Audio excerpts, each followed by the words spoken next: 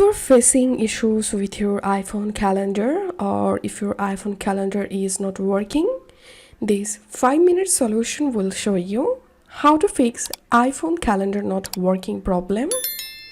So the first solution is go to your settings, tap on your name, tap on iCloud, search for calendars. If it's already enabled, disable it and enable it, and then check the problem if fixed or not. And the second solution is offload the calendar app. To do that, tap on General, iPhone Storage, search for calendars,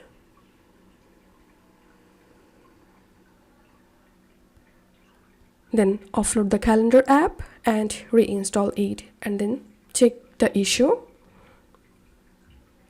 And the third solution is scroll down and tap on calendar, tap on sync, select all events, tap on back, tap on accounts.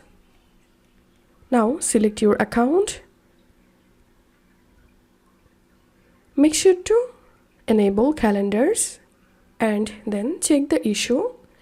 And the last and final solution is reset all settings.